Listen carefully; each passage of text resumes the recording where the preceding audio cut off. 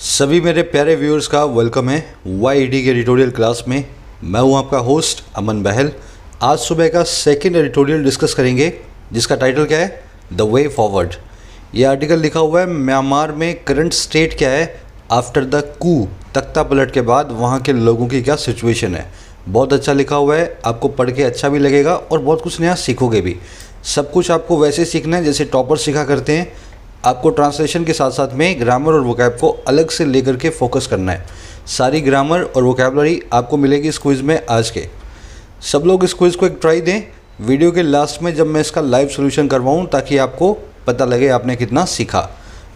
शुरू करें, चलिए आइए कुछ नया सीखते हैं।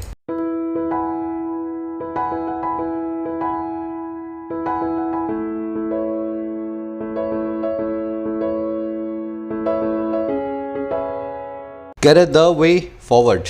वे मतलब रास्ता, फॉरवर्ड मतलब आगे। द वे फॉरवर्ड मतलब आगे का रास्ता क्या होने वाला है। और किसकी बात कर रहे हैं? On Myanmar's political situation. बात हो रही है म्यांमार नाम के इस देश की सियासी हालातों की, पॉलिटिकल सिचुएशन की।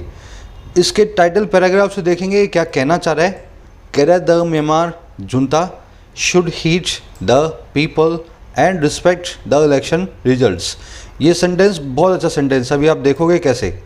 कह रहे जो म्यांमार की जुंता है ना, अभी जुंता क्या है देखो, इसका मतलब होता है वहाँ की आर्मी। म्यांमारी लैंग्वेज में इसको हुंता बोला जाता है, तो अपने इसको हुंता भी बोल सकते हैं। जैसे इंडिया में आर्मी को फौज बोलते हैं ना, तो म्यांमार में हुंता बोलते हैं। तो कह रहे म्यांमार की जो फौज है, हुंता है, उसको हीट करना चाहिए, सुनना ही चाहिए। हीट का मतलब है सुनना, सुनना जरूरी, कान दे करके बड़े केयर के साथ।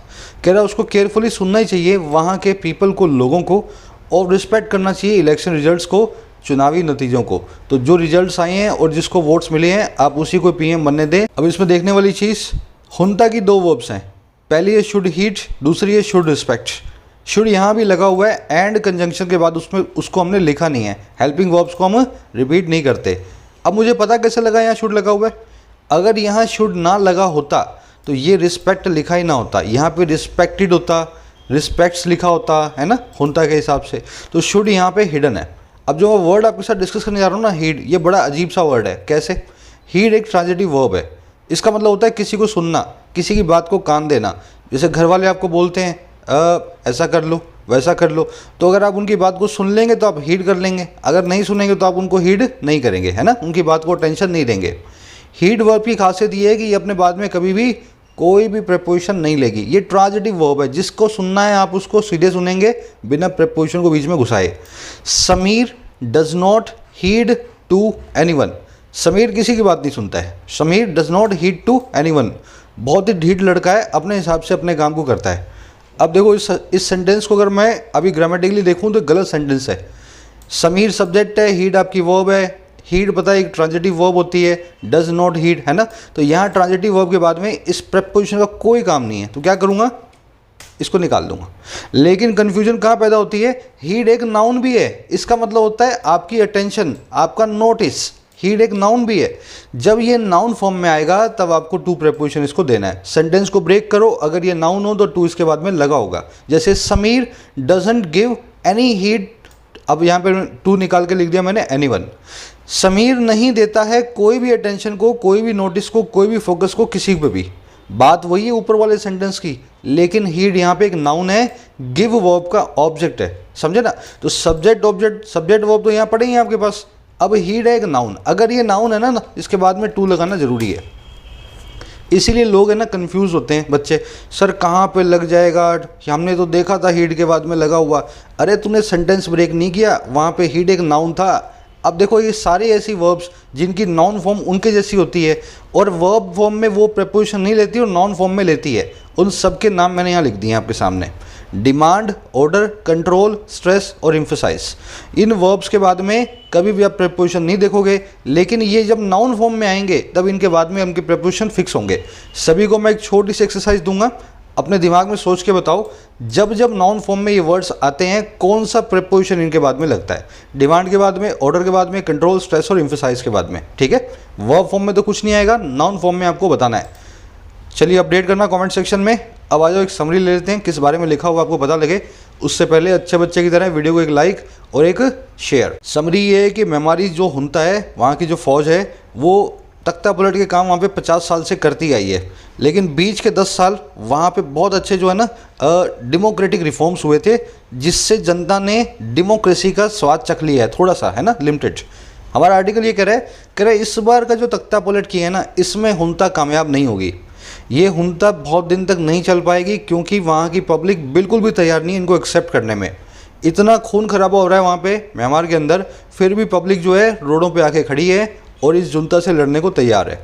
हमारा आर्टिकल यही कह रहा है कि इनके दिन ज़्यादा है नहीं हुंता वालों के।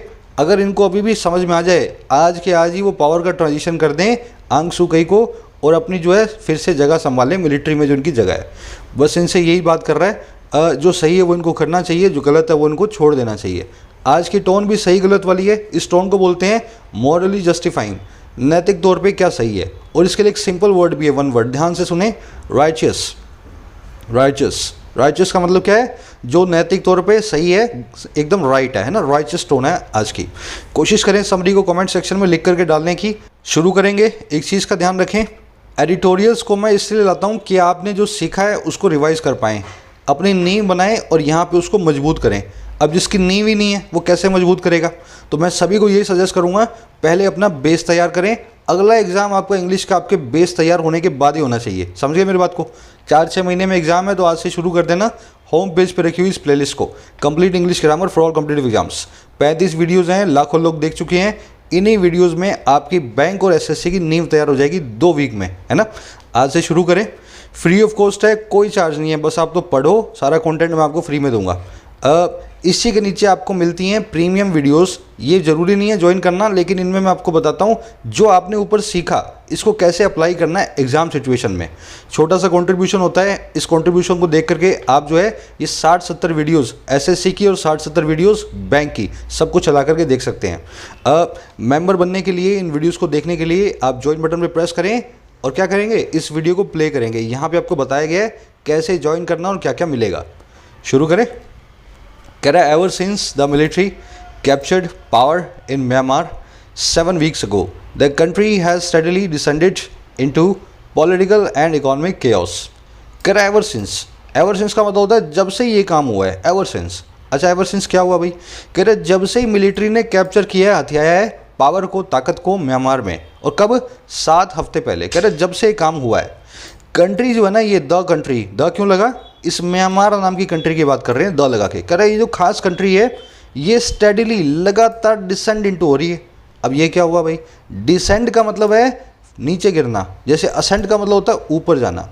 कह रहे ये कंट्री लगातार गिरती जा रही है नीचे, और किसके अंदर गिर रही है? इनटू लगा के बता रहा है, एक पॉलिटिकल और इकोनॉमिक केओस में, सियासी और आर्थिक अराजकता में। समझ गए मेरी बात को? कह रहे जब से मिलिट्री ने वहाँ पे तख्ता पलट किया है, तब से कंट्री सियासी और आर्थिक तौर पे अराजकता के अंदर जो है डिसेंड होती जा रही है। अब देखने वाले वर्ड्स, मिलिट्री सब्जेक्ट है, ब्लू कलर में, कैप्चर्ड इसकी वर्ब है। दूसरा सब्जेक्ट है कंट्री, और इसकी वर्ब है हैज़ डिसेंडेड। डिसेंड मैंने आपको बता दिया, नीचे गिरना। स्टेडीली मतलब लगातार, आपने एक कहावत सुनी होगी, slow and steady wins the race.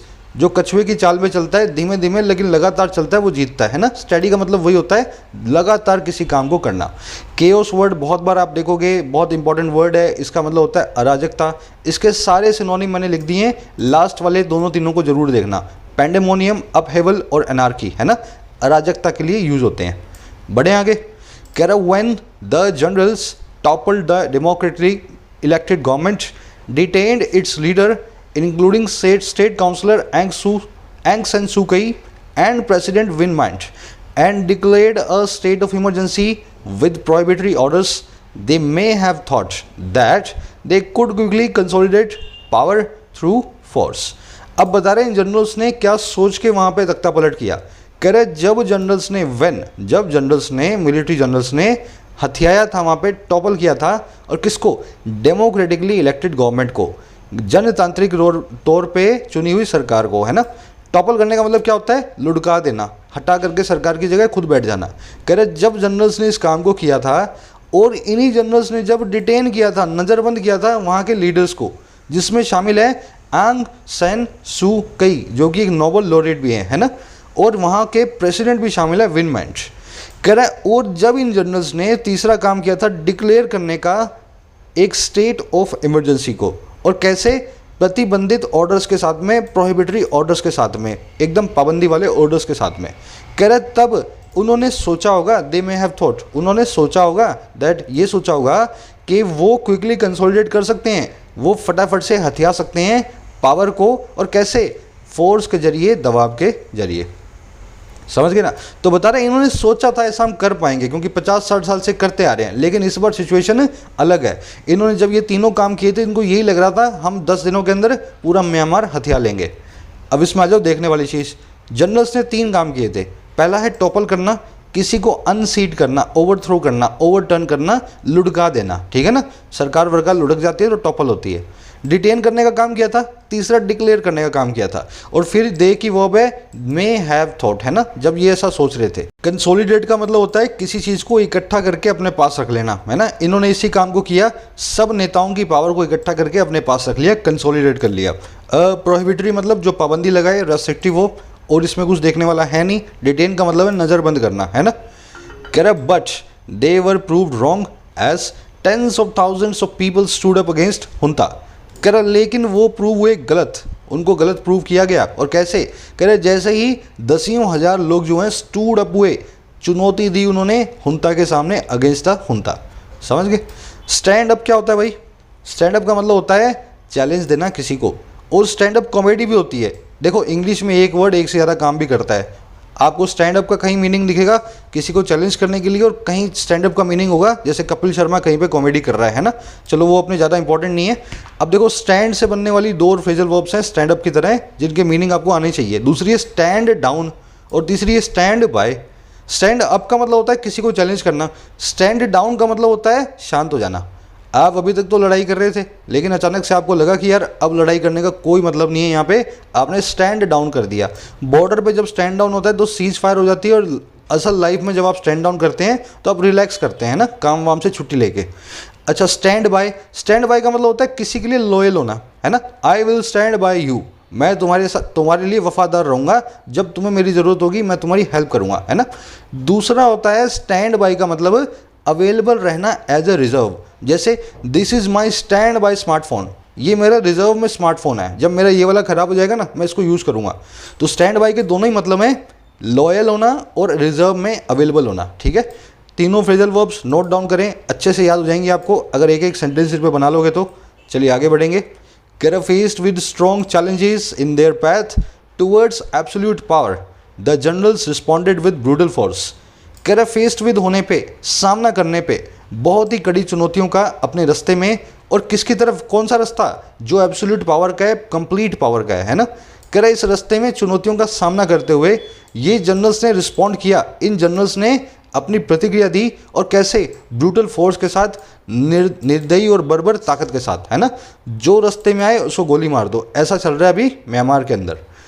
कह रहा at least 247 people have been killed since the February 1 coup, according to the Assistance Association of Political Prisoners non-profit। अब देखो इन्होंने कैसी ब्रूटल फोर्स दिखाई है। कह रहे कम से कम 247 लोग मारे जा चुके हैं, और कब से, February 1 के कू से। कू का मतलब आप जानते हैं ना, तख्ता पलट को बोलते हैं कू, इसमें पी साइलेंट होता है। कह रहे ये किसके हिसाब से आंकड़ा, ये हिसाब से है assistance association of political prisoners, एक नॉन प्रॉफिट एनजीओ के हिसाब से। समझ गए। 47 पीपल की 247 की वर्ब है have been killed, passive voice में, परफेक्ट टेंस में। कू का मतलब मैंने आपको बताया तख्ता पलट, इसको टेक ओवर भी बोलते हैं, सीज भी बोलते हैं, है ना। किसी भी जगह पे सरकार को हथियाने को बोलते हैं कू। पी को हमेशा साइलेंट रखें, कूप ना बोलें इसको। कह रहे the crisis had its spill over impacts on the borders as well. कह रहे जो क्राइसिस है ना, ये जो तूफान है म्यांमार में चल रहा है, इसके स्पिल ओवर इम्पैक्ट्स, इसके स्पेशल टाइप के जो असर हैं बॉर्डर्स पे भी हमें देखने को मिल रहे हैं। अब देखो स्पिल ओवर क्या होता है, इमेजिन करो अपने दिमाग में। स्पिल मतलब फ्लो होना, आपने ग्लास में पानी डाल रहे हो ना अगर बॉटल से, तो आप स्पिल कर रहे हो पानी को। और ओवर मतलब ऊपर से, अगर आपका गिलास पानी से फुल हो गया है तो क्या होगा, पानी बाहर आएगा, आसपास की जगह पे पानी फैलने लगेगा। बस यही काम इस क्राइसिस से बॉर्डर पे भी हो रहा है। जो म्यांमार में पानी फैल रहा है ना, जो रायता फैल रहा है, वो देखने को हमें मिल रहा है बॉर्डर्स पे भी, इंडिया और म्यांमार के। समझ गए ना। तो स्पिल ओवर इम्पैक्ट्स इसके देखने को मिल रहे हैं। जैसे पानी गिलास से बाहर निकलता है, वैसे क्राइसिस भी म्यांमार से बाहर बॉर्डर्स तक फैल रहा है। कोज समथिंग डायरेक्टली और इनडायरेक्टली। इसके लिए एक और सिनोनिम होता है रिपल इफेक्ट्स। रिपल इफेक्ट्स भी वही होते हैं, पानी में पत्थर मारोगे ना तो जहाँ पे पत्थर पड़ा है सिर्फ वहीं पे सारा डिस्टर्बेंस नहीं आएगा, आसपास के बहुत बड़े एरिया की रेडियस के अंदर डिस्टर्बेंस आएगा, है ना, वो भी स्पिल ओवर या रिपल इफेक्ट होता है। चलिए आगे बढ़ेंगे। अब ये बताएगा बॉर्डर्स पे क्या हो रहा है। कह रहे at least 300 Myanmarese including police officers are estimated to have since cross into India. ये सेंटेंस अच्छा है, ये ध्यान से देखना इसको, परफेक्ट इन्फिनेटिव को। कह रहे कम से कम 300 म्यांमार के लोग, म्यांमारीज जिसमें शामिल है पुलिस ऑफिसर्स, ऐसा एस्टिमेट किया जाता है कि वो क्रॉस कर चुके हैं इंडिया में आज तक, है ना, सिंस तब से। तो 300 लोग म्यांमार से भाग के इंडिया में भी आ चुके हैं। अब आ जाओ सेंटेंस में देखने वाला ये जो परफेक्ट इन्फिनेटिव है, टू हैव सिंस क्रॉस्ड, कब लगाना होता है, क्या जरूरत है इसकी। सेंटेंस को ध्यान से देखो। Mahi seems to leave for college, Mahi seem होती है, दिखाई देती है कि कॉलेज के लिए लीव करती है। देखो टू लीव यहाँ पे एक सिंपल इन्फिनेटिव है, किसी काम के बार बार होने को बताता है। Mahi seems to leave for college, अगर ये सेंटेंस ऐसा लिखा हो ना, एट 10 AM एवरी डे, तब तो ये सेंटेंस बिल्कुल ठीक है। माही कॉलेज जाती हुई हमें दिखाई देती है लगभग 10 बजे हर रोज़, ये रोज़ का काम है, तो टू लीव लगा करके हमने सिंपल इन्फिनेटिव को लिखा है। लेकिन अगर ये एट 10 AM एवरी डे ना लिखा हो तो इस सेंटेंस से हम ये बताना चाह रहे हैं कि लगता है कि माही कॉलेज के लिए निकल चुकी है। अगर ऐसा है ना तो यहाँ पे सिंपल इन्फिनेटिव नहीं, आपको परफेक्ट इन्फिनेटिव चाहिए। परफेक्ट मतलब जो किसी काम के हो चुकने की बात करे। तो मैं क्या बोलूँगा, टू और लीव के बीच में लगा दूंगा हैव, ठीक है। लेकिन मैं ध्यान क्या रखूँगा, हैव के बाद में कभी भी वर्ब की थर्ड फॉर्म के अलावा कुछ नहीं आता, तो मैं लीव को चेंज कर दूंगा लेफ्ट में। परफेक्ट इन्फिनेटिव बनाना बहुत ईजी है, बीच में हैव को लगाओ और हैव अगर आ जाए तो वर्ब की थर्ड फॉर्म में चेंज कर दो, ठीक है। Mahi seems to have left for college, लगता है माही कॉलेज के लिए निकल चुकी है, ठीक है। वैसे Mahi is known to have lost her car keys, Mahi जानी जाती है, माही इज़ नोन, माही जानी जाती है अपनी कार की कीज़ को लॉस्ट कर चुकने के लिए। सब लोग जानते हैं कि माही जो है ना अपनी कार की कीज़ बहुत खोती है। Mahi is known to have lost her car keys, यहाँ पे मैंने परफेक्ट इन्फिनेटिव लगाया ना, गलत लगा दिया। ये माही की एक रूटीन आदत है, सब लोग माही को जानते हैं कि वो कार की कीज जहाँ भी रखेगी ना, जब भी उसके हाथ में होगी वो खोएगी ही खोएगी। समझ गए मेरी बात को, ये एक रूटीन आदत है। तो यहाँ पे हैव लॉस्ट का कोई काम नहीं है। आप यहाँ पे क्या करोगे, इस हैव को निकालोगे और लॉस्ट को, एक सेकेंड रुको ना, लॉस्ट को चेंज कर दोगे लूज में। समझ गए, Mahi is known to lose her car keys. चलिए परफेक्ट और सिंपल इन्फिनेटिव में फ़र्क करना सीखें, आज के क्विज में भी आपको देखने को मिलेगा। ये लूज का, ये वाला लूज मैंने नहीं लिखा है और ये वाला लॉस भी मैंने नहीं लिखा है, वो अलग वर्ड्स हैं, है ना। हम यहाँ पे लूज को यूज़ करेंगे, ये मैं आपको करवा चुका हूँ। चलो आ जाओ। कह रहा Mizoram chief minister Zoramthanga took up the issue with the foreign minister and India has shut the borders for now. But it would be difficult for New Delhi to turn a blind eye to border if the situation in Myanmar turns worse. कह रहे मिज़ोरम के जो chief minister हैं ये साहब है, जो कह रहे इन्होंने इस इश्यू को रेज़ किया, इस मुद्दे को हमारे विदेश मंत्री जयशंकर साहब के साथ, और इंडिया ने शट भी कर दिया है बॉर्डर्स को, बंद भी कर दिया है, ताला भी लगा दिया बॉर्डर्स को अभी के लिए। कह रहा बट लेकिन ये होगा बड़ा ही डिफ़िकल्ट, बड़ा ही मुश्किल, और किसके लिए, नई दिल्ली के लिए, कि वो टर्न करे एक ब्लाइंड आई को, वो बिल्कुल आंखें बंद कर ले बॉर्डर्स के लिए अगर सिचुएशन म्यांमार में और ज़्यादा ख़राब होती है, टर्न हो जाती है वर्स। तो कह रहे अभी तक तो हमने बॉर्डर बंद कर दिया है, लेकिन वहाँ पे इतना खून खराबा होगा तो नई दिल्ली को भी बॉर्डर खोलना ही पड़ेगा। कब तक बॉर्डर की तरफ आंख बंद करके बैठी रहेगी। समझ गए। अब देखने वाले वर्ड्स देख लो। टुकअप करने का मतलब होता है, दो तीन मतलब होते हैं। पहला मतलब होता है टुकअप करने का, किसी मुद्दे को उठाना, किसी चीज़ को इनिशिएट करना। Mehta ji took up the issue of salary raise for experience staff. Mehta ji ने उठाया इस इशू को जो है सैलरी रेज का, सैलरी में इजाफे का हमारे अनुभवी स्टाफ के लिए, है ना। टेकअप करने का मतलब है इस इशू को इनिशिएट करना। और Mehta ji took up the charge of our new manager. Mehta ji ने टेकअप किया, अज्यूम किया रिस्पॉन्सिबिलिटी को, और किसकी, हमारे नए मैनेजर की। तो टेकअप के दोनों ही काम है, किसी रिस्पॉन्सिबिलिटी को अज्यूम करना, किसी जिम्मेदारी का जिम्मा लेना, या फिर किसी मुद्दे को उठाना, किसी चीज़ की शुरुआत करना। एक ही फ्रेजल वर्ब दोनों काम करेगी। वर्ड्स आप जानते हैं, बैड, वर्स और द वर्स्ट, ये जो है एडजेक्टिव की 3 डिग्रीज हैं। तो हमने यहाँ पे कंपैरेटिव डिग्री को यूज़ किया है ना। 2 फ्रेजल वर्ब्स हमने पास फ्रेजेज हैं, turn a blind eye to something और turn a deaf ear to something. दोनों का मतलब क्या है, जब ब्लाइंड आई टर्न करेंगे तो किसी चीज़ को देख करके भी अनदेखा करेंगे, जब डेफ ईयर टर्न करेंगे तो किसी चीज़ को सुन के भी अनसुना करेंगे, समझ गए ना। तो दोनों के बाद में प्रेपोजिशन टू फिक्स है, जिस चीज़ को आप देख के अनदेखा करते हो और सुन के अनसुना करते हो वो टू लगाने के बाद ही आप लिखेंगे। इनके सिनोनिम है इग्नोर और कंडोन। और इसमें कुछ देखने वाला है नहीं, चलिए आगे बढ़ते हैं। कह रहा है the military which control the country through direct rule for almost 50 years until former junta ruler Than Shwe initiated the transition with partial democracy in 2010 is one of the most consistent enemies of democracy and human rights। कह रहे वहाँ की जो military है जिसने control किया है country को, जिसने नियंत्रण में रखा है कंट्री को सीधे राज से, डायरेक्ट रूल से, और कब तक, लगभग 50 साल। और कब तक हुआ है काम, जब तक फॉर्मर हुंता लीडर, इनके पुराने आर्मी के एक जनरल थॉन श्वे ने इनिशिएट नहीं कर दिया उस बदलाव को जो था पार्शियल डेमोक्रेसी का, एक हिस्से के तौर पे डेमोक्रेसी का, है ना। 2010 में फुल डेमोक्रेसी नहीं आई, सिर्फ हल्की फुल्की लिमिटेड डेमोक्रेसी 2010 में शुरू हुई थी। कह रहे ये जो मिलिट्री है ना जिसने इस काम को करती आई है 50 सालों से, कह रहे ये जो मिलिट्री है ये है एक सबसे ज़्यादा कंसिस्टेंट एनिमीज़ में से एक सबसे ज़्यादा लगातार बने रहने वाले दुश्मनों में से एक, और किसके, गणतांत्रिक एक व्यवस्था के, डेमोक्रेसी के और ह्यूमन राइट्स के, लोगों के राइट्स के। तो ये डेमोक्रेसी और ह्यूमन राइट्स की सबसे बड़ी दुश्मन है ये मिलिट्री, वहाँ की, म्यांमार की, आज तक की। देखने वाली चीज़ मिलिट्री की वर्ब है इस, बीच में लगा है रिलेटिव क्लोज, वो वाली मिलिट्री जो कंट्रोल करती है पूरे देश को। कंट्रोल एक ट्रांजिटिव वर्ब है, इसके बाद में कभी भी ओवर नहीं आता, लेकिन कंट्रोल को नाउन फॉर्म में ओवर लगा करके लिखा जाता है ना, जो कॉन्सेप्ट हमने शुरू में डिस्कस किया था। फॉर्मर मतलब पुराने, ट्रांजिशन का मतलब है बदलाव, शिफ्ट, है ना, चेंज। इनिशिएट का मतलब है किसी चीज़ की शुरुआत करना, है ना, पहल करना। चलिए आगे बढ़ें। कह रहा है इन 1998, अब बता रहा है इस मिलिट्री ने क्या क्या किया है। कह रहा है 1988 and 2007 the generals unleashed violence to quell protest. कह रहे हैं इन दोनों ही सालों में जनरल्स ने खुला छोड़ दिया था, अनलीश कर दिया था वॉयलेंस को, हिंसा को, ताकि प्रोटेस्ट को, वहाँ पे होने वाले प्रोटेस्ट को क्वेल कर पाए, दबा पाए, है ना। तो दोनों ही सालों में ये काम ऑलरेडी मिलिट्री कर चुकी है। क्वेल का मतलब होता है दबाना किसी चीज़ को, एक्सटिंग्विश करना, क्रश करना, पुट आउट करना, है ना, रेन इन करना, सप्रेस करना। अच्छा, अनलीश का मतलब होता है, देखो लीश होती है लगाम, अन मतलब किसी चीज़ की लगाम खोल देना। जब अनलीश वॉयलेंस कर रहे हो तो अपने वॉयलेंस को रिलीज़ कर दिया है, सड़कों पे खून खराबा हो रहा है। कह रहे but in the past they manage to restore order quickly through fear and violence. कह रहे लेकिन पास्ट में उन्होंने मैनेज कर लिया, किसी भी तरह वो कर पाए कि वो ऑर्डर को रिस्टोर करें, वहाँ पे व्यवस्था को फिर से बहाल करें, और कैसे, फटाफट, फियर के जरिए और वॉयलेंस के जरिए। तो पहले तो पास्ट में वो यही करते आए हैं, वॉयलेंस दिखा करके वहाँ पे लोगों को शांत कर देते थे जो भी लोग प्रोटेस्ट करते थे। कह रहा नाउ, अब देखो अब की बता रहा है, now neither the junta bodies junta's bloody track record nor the actual use of force is dissuading the protesters who after experiencing limited liberties for 10 years refuse to recognize the हुंता।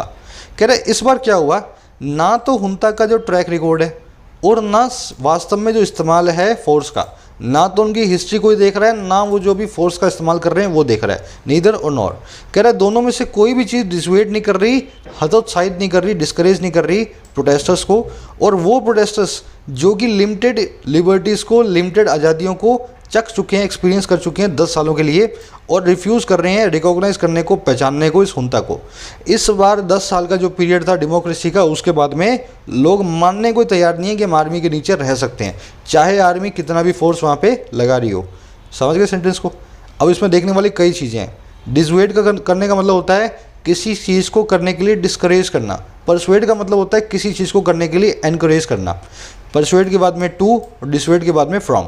She persuaded me to come, उसने मुझे persuade कर लिया, मना लिया आने के लिए। मैं बिल्कुल तैयार नहीं था आने के लिए, उसने मुझे किसी भी तरह से राज़ी कर लिया, है ना। अब यहाँ पे एक पॉजिटिव काम को किया उसने, मेरे आने को परसुएड किया है। लेकिन अगर मैं इसका बिल्कुल उल्टा हो, मैं आना चाह रहा हूँ और वो चाहती हूँ मैं ना हूँ, तो उसने मुझे क्या बोला, शी डिसुएडेड मी फ्रॉम कमिंग, उसने मुझे ना राज़ी कर लिया आने के लिए।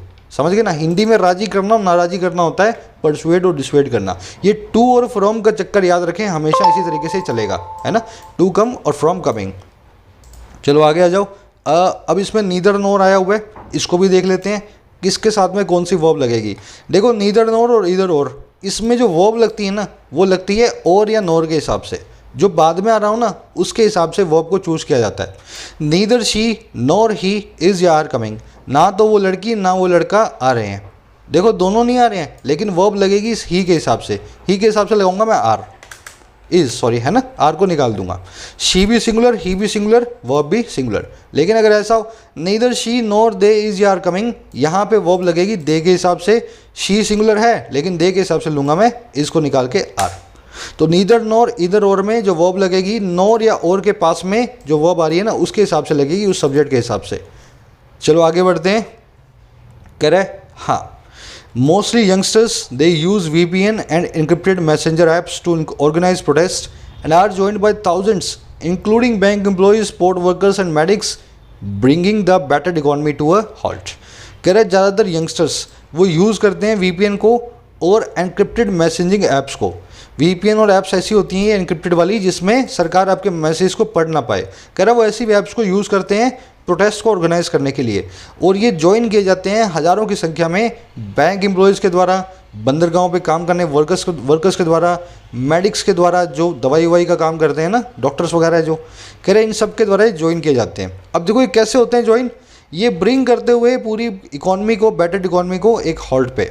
ये सारे के सारे जो यंगस्टर्स हैं जो इस मैसेजिंग ऐप को यूज़ कर रहे हैं, कह रहे ये लेकर के आ रहे हैं एक चोट खाई हुई इकॉनमी को एक कंप्लीट हॉल्ट पे, एक पूरी तरह से रुकी हुई रुकावट पे। तो ऐसा इन्होंने कर दिया कि वहाँ पे इकॉनमी को शट डाउन कर देंगे कब तक ये जनरल हमारे ऊपर वायलेंस करेंगे। ब्रिंगिंग यहाँ पे प्रेजेंट पार्टिसिपल साइमल्टेनियस एक्शन है।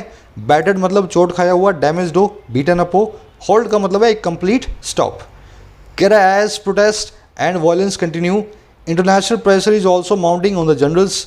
कह रहे जैसे जैसे वायलेंस और प्रोटेस्ट कंटिन्यू कर रहे हैं, है ना, दुनिया भर का प्रेशर भी माउंट ऑन हो रहा है, सर पे बढ़ता जा रहा है इन जनरल्स के। माउंट ऑन होने का मतलब है इनके सर पे प्रेशर का पहाड़ बन रहा है, माउंटेन बन रहा है ना। माउंट ऑन का मतलब ऐसे समझे, तो प्रेशर भी इनके सर पे बढ़ता जा रहा है। सिंपल सा सेंटेंस है। कह रहा है in the past the Myanmarese military paid little attention to international opinion और टारगेटेड सैंक्शंस। कह रहा है पास्ट में भी यहाँ की जो हुंता है उसने पे किया था ना के बराबर अटेंशन को। पे अटेंशन करने का मतलब होता है ध्यान देना, है ना। पास्ट में भी ना के बराबर उन्होंने ध्यान दिया है लोगों की ओपिनियन को इंटरनेशनली, और टारगेटेड सैंक्शंस को, ऐसे सैंक्शंस को जो उनके ऊपर टारगेट करके लगाए गए हैं। तो अमेरिका कितने भी सैंक्शन लगा ले, पास्ट में भी मिलिट्री वाले इन्होंने कोई ध्यान दिया नहीं है और इस बार भी देंगे नहीं, है ना। पे अटेंशन एक फ्रेज होता है, गिव अटेंशन की जगह पे अटेंशन नाम के फ्रेज को यूज़ करें किसी चीज़ की तरफ ध्यान देने को, है ना, पे अटेंशन। लिटिल का मतलब होता है ना के बराबर। देखो हमारे पास दो फ्रेज हैं, लिटिल और अ लिटिल। क्वांटिटी में कोई फ़र्क नहीं होता, आपके नज़रिए में फ़र्क होता है। She has given a little या लिटिल कस्टमर्स, उसने हमें ना के बराबर कस्टमर्स दिए हैं। अगर उसने हमें ना के बराबर दिए हैं, मुझे उसके दिए हुए कस्टमर्स बिल्कुल भी पसंद नहीं आ रहे हैं, तो मैं यूज़ करूँगा लिटिल को। और मान लो उसके वाले कस्टमर्स जो उसने मुझे पास भेजे हैं, है ना, उसने रेफ़र किया मेरे पास और मुझे लग रहा है वो काफ़ी सारे हैं, है ना, कुछ मानने लायक क्वांटिटी में है, तो मैं यूज़ करूँगा अ लिटिल को। तो अ लिटिल मतलब पॉजिटिव वे में किसी क्वांटिटी को देखें, और लिटिल का मतलब है नेगेटिव वे में किसी क्वांटिटी को देखें। क्वांटिटी तो वो इतनी है, आपके नज़रिए का फ़र्क है ना। अब ध्यान ये देने का है कि लिटिल और लिटिल अनकाउंटेबल क्वांटिटीज़ के लिए यूज़ होगा, और काउंटेबल के लिए यही फॉर्मूला लगेगा फ्यू और फ्यू में। समझ गए ना, जिसको काउंट कर पाओ वहाँ पे फ्यू, और जिसको ना कर पाओ वहाँ पे लिटिल। कस्टमर्स को काउंट कर सकते हो और सपोर्ट को काउंट नहीं कर सकते हो, तो क्या करूँगा मैं, ये लिटिल और लिटिल के बाद में तो मैं लगाऊंगा सपोर्ट को, और फ्यू के बाद में नीचे वाले सेंटेंस में लगाऊंगा मैं कस्टमर्स को। फ्यू और लिटिल के आगे अ लगा या नहीं लगा सिर्फ आपके नज़रिए का फ़र्क है। अगर सपोर्ट बहुत कम लगता है तो लिटिल लगा दो, अगर सपोर्ट ठीक ठाक लगता है तो अ लिटिल लगा दो। चलो आगे बढ़ेंगे। ये सारा का सारा एडजेक्टिव चैप्टर में हो चुका है ना, एडजेक्टिव के 8 नंबर वीडियो में ग्रामर के अंदर। कह रहे they are unlikely to be different now, कह रहे इस बार भी वो अनलाइकली हैं कि डिफरेंट होंगे। आज तक सैंक्शंस का कोई फ़र्क पड़ा नहीं है, प्रेशर का, इस बार भी उन पर नहीं पड़ेगा। कह रहे but the generals now find it increasingly difficult to consolidate power and restore order. कह रहे पर इस बार कुछ अलग हुआ है, जनरल्स इस बार इस चीज़ को बड़ा मुश्किल फाइंड कर रहे हैं, और कैसे, इंक्रीजिंगली, रोज़ उनके लिए और मुश्किल होता जा रहा है। और क्या, इकट्ठा करना और हथियाना सारी पावर को और बहाल करना वहाँ पे ऑर्डर को। इस बार इस काम को करने में इनको बड़ा परेशानी हो रही है।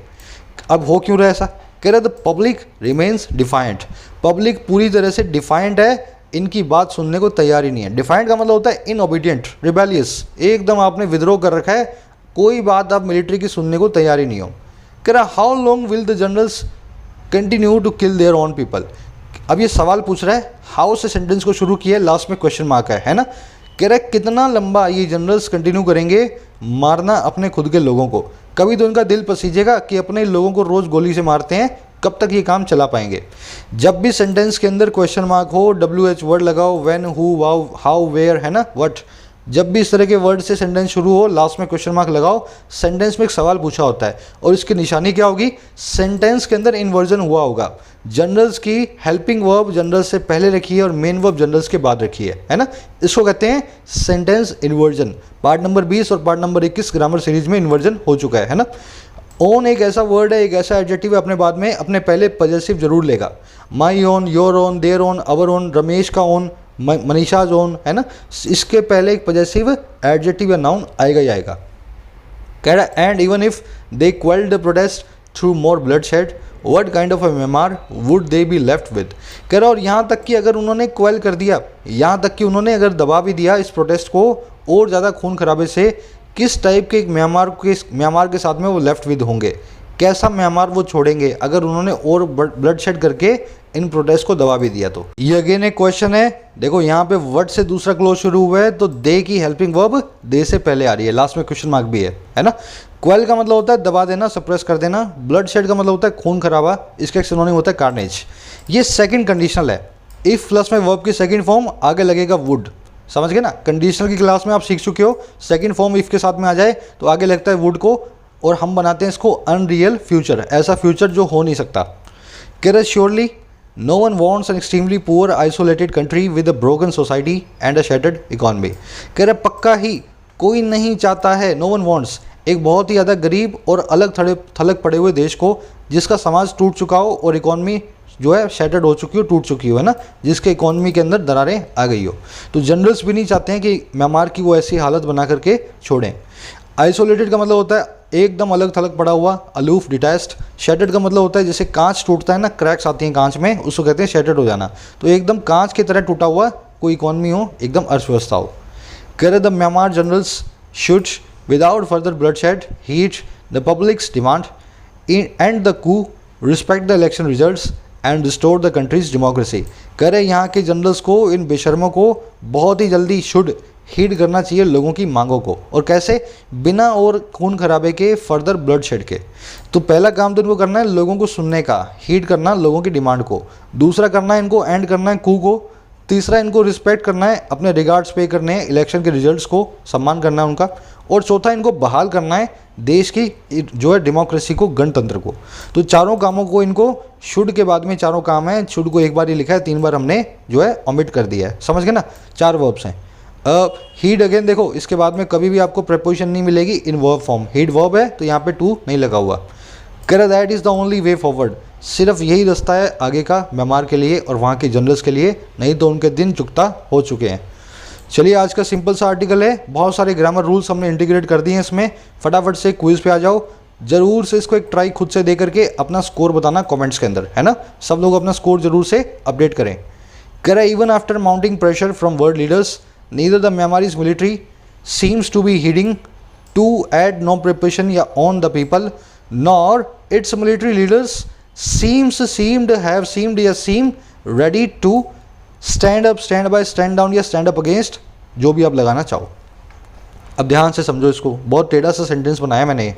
कह रहा है यहाँ तक कि बढ़ते हुए प्रेशर के बाद में भी दुनिया भर के लीडर से ना तो वहाँ की जो मिलिट्री है हुंता है वो दिखाई देती है लोगों को सुनती हुई, और ना ही वहाँ के जो मिलिट्री लीडर्स हैं वो दिखाई देते हैं किसी भी तरीके से शांत पड़ते हुए। मैंने इसका मीनिंग ये बनाया, ठीक है ना। अब देखो नीदर के बाद में तो जनरल किसी की बात सुन नहीं रहे। हीड यहाँ पे आपकी वर्ब है, देखो टू बी हीडिंग, ये क्या है, एक इन्फिनेटिव है। इन्फिनेटिव एक वर्ब ही तो होती है, बस मेन वर्ब नहीं होती, होती तो वर्ब है।